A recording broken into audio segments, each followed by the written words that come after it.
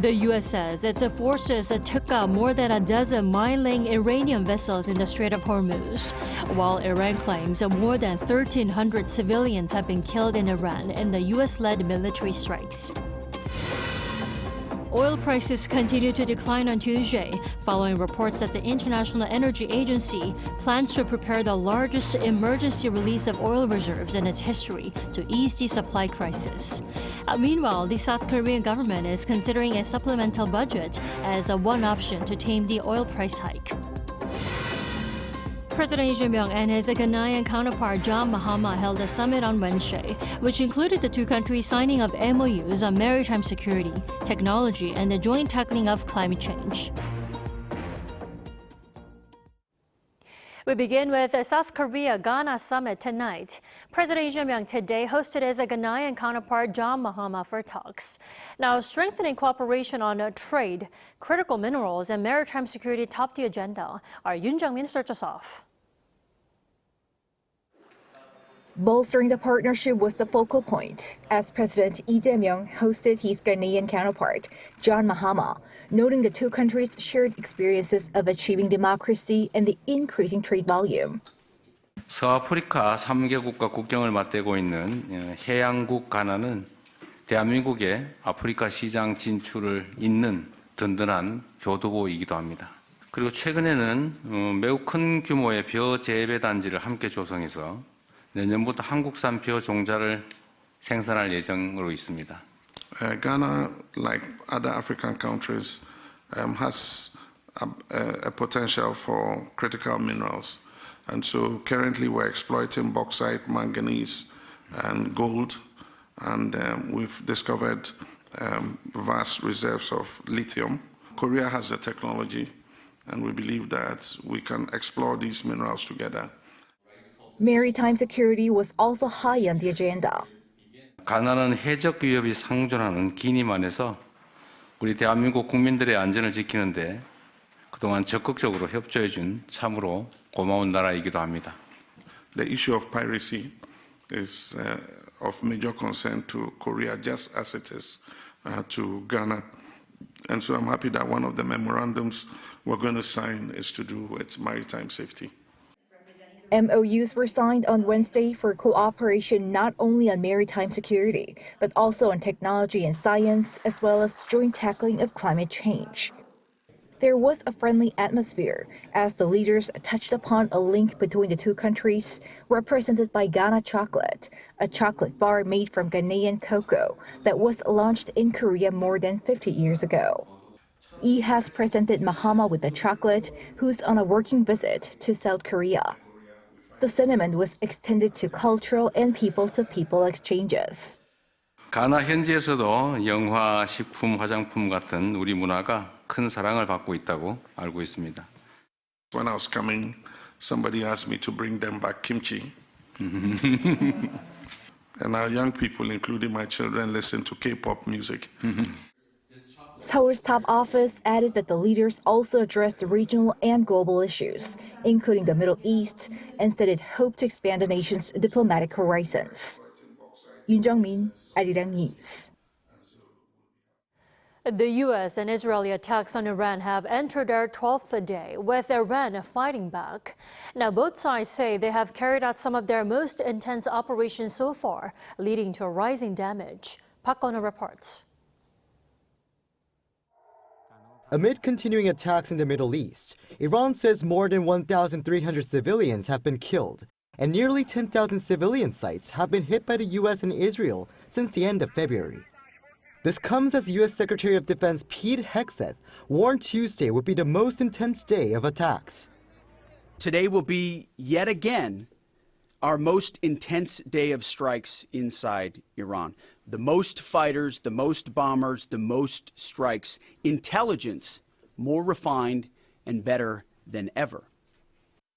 According to the New York Times, Iran's new leader Mojtaba Khamenei was also wounded, including an injury to his leg.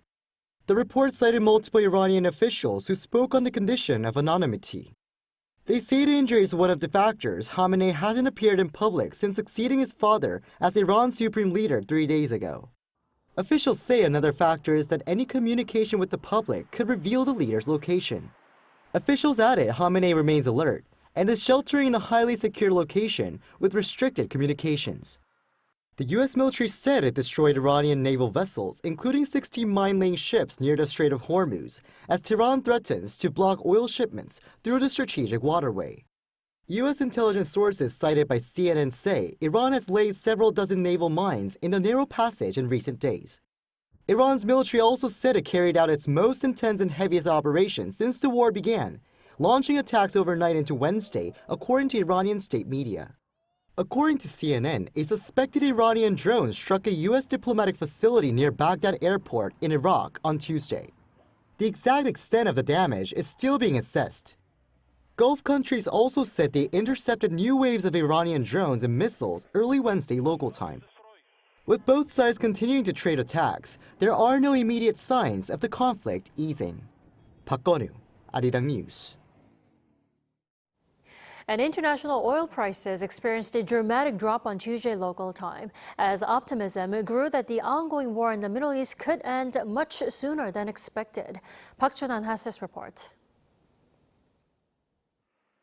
Global oil prices recorded their largest one-day decline since March 22 on Tuesday local time, based on closing prices. Brent crude futures on the Intercontinental Exchange settled at $87.8 per barrel, down 11% from the previous day. WTI crude settled at $83.45 per barrel on the New York Mercantile Exchange, falling nearly 12%. Just a day earlier on Monday, global oil prices had spiked dramatically, with Brent briefly hitting $119 per barrel due to volatility stemming from fears over supply disruptions in the Middle East, particularly through the Strait of Hormuz. The sharp reversal came after U.S. President Donald Trump signaled an early resolution in the conflict in the Middle East. In a CBS interview and subsequent press conference, Trump described the conflict as in its very complete phase and likely to end very soon. He also revealed a phone call with Russian President Vladimir Putin, who expressed willingness to help, sparking speculation about an easing of sanctions on Russian oil. Also, expectations rose that G7 nations will release strategic petroleum reserves to combat the high oil prices. The International Energy Agency convened an emergency meeting to assess the situation and consider coordinated releases of strategic oil stockpiles. Canada is reviewing ways to boost its oil output, including delaying maintenance and rerouting exports through the expanded Trans Mountain pipeline to help stabilize global supplies. While markets welcome the signals of de-escalation, experts caution that the situation remains fluid and oil prices could go up or down at any time when variables change. Park Jun-han, Arirang News.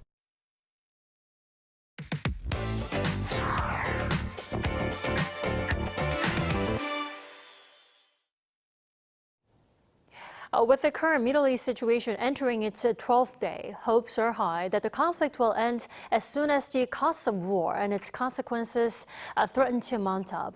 Our foreign affairs correspondent Oh Soo-young is here in the studio to discuss the war's implications not only in the Gulf but in East Asia. Good evening, Soo-young. Hi, Dami. So, Soo-young, Trump says the war could end quickly, whereas Iran says it's ready for a prolonged conflict. We're getting mixed signals here, aren't we? That's right, Tammy. So President Donald Trump said on Monday that, the U.S. is ready to, basically, the war could be over very soon, right, saying that, military operations in Iran are far ahead of schedule. And Tehran, on the other hand, has indicated that it's very much prepared for a long war. So, as you said, mixed signals. Yeah. And analysts say that this rhetoric is, in fact, very much strategic posturing. Sides. So President Trump saying the war could end soon served both strategic messaging and domestic politics. It signals confidence, reassure allies, and suggests that U.S. military pressure is working. But from Iran's perspective, however, the strategy is opposite. Tehran wants to demonstrate resilience and signal that it can absorb pressure over time. Of course, talk is cheap, war is not. According to the Center for Strategic and International Studies, the war is costing Washington about $891.4 million per day, with intensive use of advanced missiles, air power, and naval assets. So this puts critical military stockpiles under pressure as well, as the U.S. supplies interceptors to Ukraine while maintaining its commitments in the Indo-Pacific. Now, these are just immediate costs, as Tehran strikes neighboring countries in the Gulf and puts pressure on the Strait of Hormuz, squeezing the heart of the world's oil and gas economy. U.S. partners around the world are likely to call for an end to the war. But more crucially for Trump, he needs to consider prices at the pump for U.S. consumers. Average petrol prices have jumped about 11% in the U.S. in a week since the conflict broke out, now standing at around $3.50 per U.S. gallon. 5 days, and there is no possible way that Trump could sustain this kind of warfare until September. That once he had argued, because if he does that, he will gonna definitely lose the election, because midterm election is decided not with the success of diplomatic achievement, but the unemployment and oil prices and all this economic factors. So I don't think the incentives for the United States are there to actually prolong war. And of course, the Iranian side, although they are saying they're going to fight till the end, but they don't have any ammunition. They don't have any asset to fight back. The concern is the war is expensive. Now, Soo-yeon, but even if the war ends quickly, Iran strikes have already spread across the Gulf. What does that mean for the region? That's right. Perhaps one of the most consequential impacts of this war is the sheer shock that it's really delivered to Gulf nations. Iran's missile strikes, drone strikes, they've not only just hit U.S. bases in the region, but targeted major ports, hotels, airports and energy facilities, costing civilian lives and casualties in neighboring countries. Saudi Arabia, Bahrain, Qatar, the United Arab Emirates, Kuwait, Jordan, Oman and Iraq. The UAE alone has intercepted more than 1,500 missiles and drones, according to its defense ministry. So for countries relying heavily on U.S. security guarantees, this conflict, this experience has really raised some serious questions. The legacy of this warfare will be massive, in my opinion, because not only they don't trust Iran, but they lost their credibility of United States as well, because United States failed to give a protection to them, because like THAAD, Patriot missile, and all those things. Then, amid reports that U.S. assets are being redeployed from the Korean Peninsula to the Middle East, what has been the regional reaction, Soo-yeon? Well, there have been a growing number of commentaries talking about, what you just said, because while U.S. military assets, personnel, they're going to have to be rather stretched across in multiple theatres across the Gulf, Ukraine, and here in the Indo-Pacific. Challenge. So if U.S. military resources are increasingly focused on the Middle East, question may arise about force posture and strategic priorities in other regions, including Northeast Asia. So for Seoul, the key task will be balancing its alliances, commitment with the United States, while ensuring that regional deterrence on Korean Peninsula remains credible. Still, Seoul's presidential office is taking a cautious public stance regarding the matter, warning against speculative reporting. It's emphasizing that the Korea-U.S. alliance remains steadfast, as well as deterrence against North Korea. Meanwhile, questions are being raised in Japan's parliament and media about whether the U.S. will request Tokyo's support in its war effort. Taiwanese media is noting developments in Korea, noting that Taipei hasn't yet been approached by Washington on redeploying US-supplied weapons to support its Middle East operations. Now, this week, Michael DeSombre, US Assistant Secretary of State for East Asian and Pacific Affairs, is in Korea for 5 days, starting Wednesday, and will also travel to Tokyo and Ulaanbaatar. So regional security amid this situation in the Middle East, of course, is very much likely to top the agenda, with many watching DeSombre's movements for any signal of U.S. posture. Indeed. Soo-yeon, thank you so much for keeping us updated. We appreciate it. Thanks for having me, Tammy.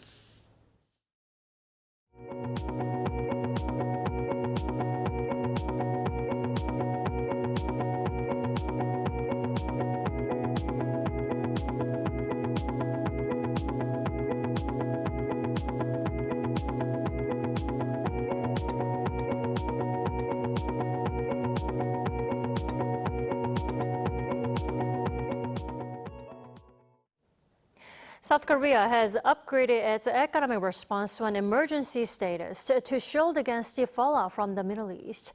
To combat high domestic fuel prices, the government is preparing price ceilings, extended subsidies, and potential supplementary budget. Our Kim Do-yeon reports. South Korea is aggressively deploying all available policy tools to shield its economy from the escalating situation in the Middle East. To minimize the impact of the Middle East situation on livelihoods, the economy, and industry, we will push for sufficient support by utilizing all possible policy tools, including a supplementary budget. This came on Wednesday as the government, recognizing that domestic pumps often lag behind global price drops, upgraded its regular economic meetings to an emergency status and elevated its Joint Response Task Force to the vice ministerial level. Global energy markets have been rocked by extreme volatility, with the impact lingering nationwide. The national average price of gasoline has surged past 1905 won per liter, with prices in Seoul nearing 1950 won. The Seoul average even surpassed 2,000 won at one point. While recent international oil trends have shown signs of cooling over hopes of an end to Operation Epic Fury, the government remains on high alert, closely monitoring price trajectories. This includes a maximum price ceiling on petroleum products being implemented this week. Furthermore, public notices prohibiting the hoarding or withholding of sales of petroleum products by refineries and gas stations will be enacted to guarantee stable supply. For the logistics sector, the Land Ministry's diesel subsidy program for freight trucks, buses, and taxis is being expanded. Extended through April, the government will now cover 70% of the cost when diesel exceeds 1,700 won per liter, up from 50%. Applied retroactively from March 1st, drivers of 25-ton freight trucks can expect up to 440,000 won in monthly savings. While the efforts are being made, the Deputy Prime Minister said this is just preemptive measure and the nation at the moment is in good hands. Although external uncertainties are high, our economy's fundamentals in key industries like semiconductors are solid, and we possess crisis response capabilities, including 208 days' worth of petroleum reserves. For industries highly dependent on the Middle East, such as naphtha importers, the government will provide financial backing to secure alternative supply chains. Kim Do-yeon, Arirang News. North Korea claims it conducted another strategic cruise missile launch from a naval warship, with leader Kim Jong-un and his daughter Joo-ae present at the event. Ian-jin has this report. North Korean leader Kim Jong-un has once again observed the test firing of strategic cruise missiles from the Chaehyun, a 5,000-ton multi-purpose destroyer. The launches came as Seoul and Washington kicked off their annual joint military exercise Freedom Shield on Monday, which the North has long denounced despite them being defensive in nature. According to a report from the North state media, the Korean Central News Agency, on Wednesday, the tests took place on Tuesday and were observed by Kim Jong-un via video. The KCNA said multiple cruise missiles were launched in quick succession along flight trajectories set over the Yellow Sea and flew for just under 3 hours before striking designated targets. Kim expressed satisfaction that the tests verified the reliability of the National Integrated Control System for Strategic Weapons and the superiority of the destroyer's integrated combat system. But Kim raised the need to test the efficiency of the automatic guns installed on the warship and presented tasks for strengthening the regime's naval power, adding that it is more advantageous to enhance capabilities by equipping high-speed warships of less than 3,000 tons with guns and to install supersonic weapon systems instead of guns on the 5,000 and 8,000-ton destroyers.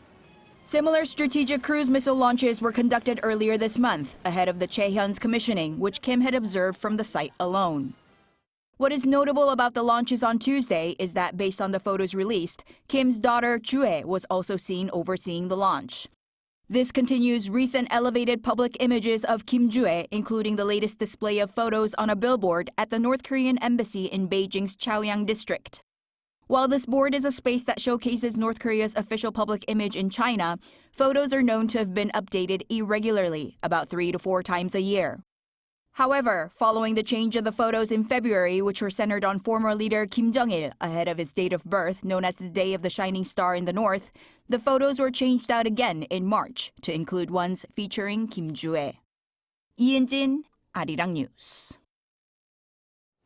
Now, at the 2026 Winter Paralympics over in Italy, Team Korea is exceeding expectations, having already garnered a full set of gold, silver, and bronze medals. Our Jung Hae-rim has the highlights.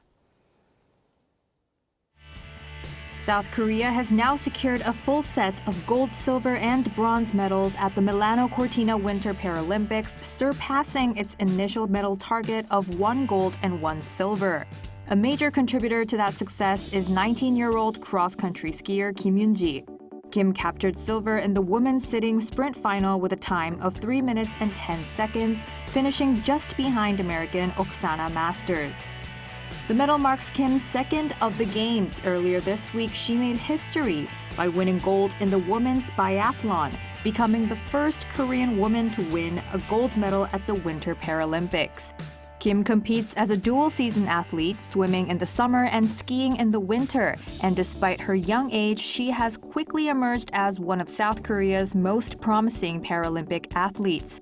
The 19-year-old still has 3 events remaining at the Games, raising hopes she could add more medals before the competition concludes.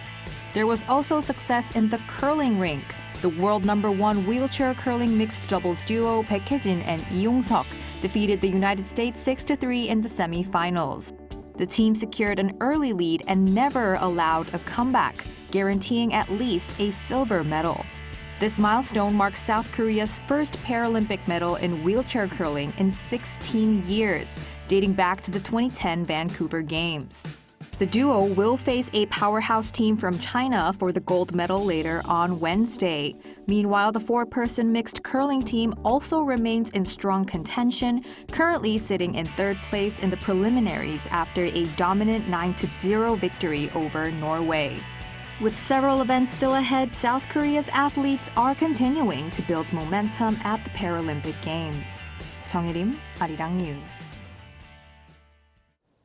Over the weekend, the world observed International Women's Day, celebrating the progress made while reflecting on key challenges that still lie ahead in terms of advancing gender equality.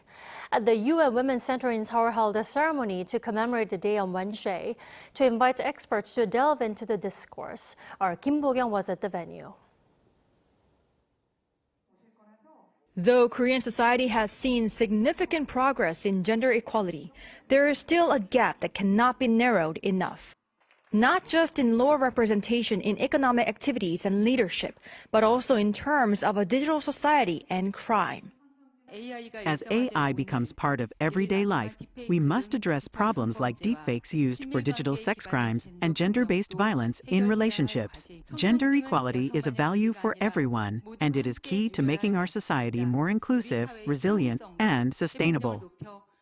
Commemorating this year's International Women's Day, the UN Women Knowledge and Partnership Center in Seoul held a ceremony, inviting pundits who have witnessed ongoing gender inequalities and are trying to overcome them. Among the speakers was a math professor who emphasized that AI learns from already unfair data, causing itself to learn discrimination against women. If different perspectives are missing when technology is designed, it can create bias. When this technology is used in hiring, healthcare, or the justice system, it can make discrimination part of the system. Women's participation in science and technology is not just about numbers. It is about fairness. Gender equality is not just a women's matter, in that gender equality lets men go beyond the traditional idea of being manly, come out of the so-called man box. The progress in equality allows men to be freed. I believe that when men accept and take part in gender equality, it can also help solve men's problems and bring them greater freedom. For men who want to move away from the patriarchy but feel confused within a strong patriarchal system, gender equality can offer a real solution and a new model of masculinity. Gender bias and discrimination still exist across many areas of society, often unconsciously. By encouraging open discussion on these issues, South Korea aims to move toward a more gender-equal society, not only for women, but for everyone. Kim Bo-kyung, Arirang News.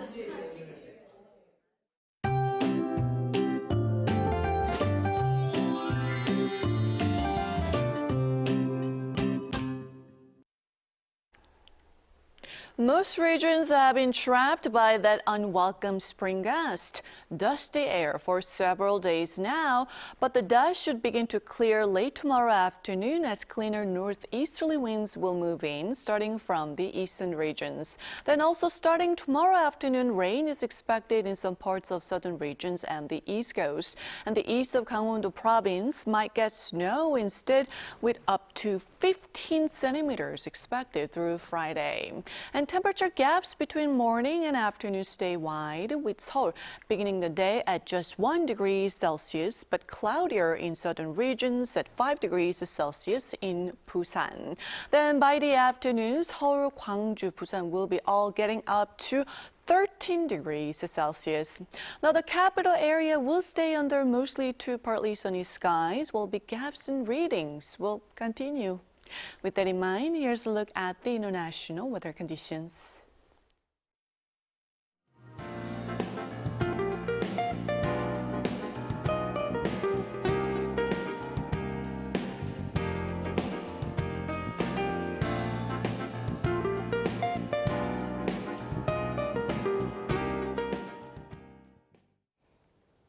That is all we have for tonight. I'm Kim Dami. From all of us here at Arirang, thanks for watching and good night.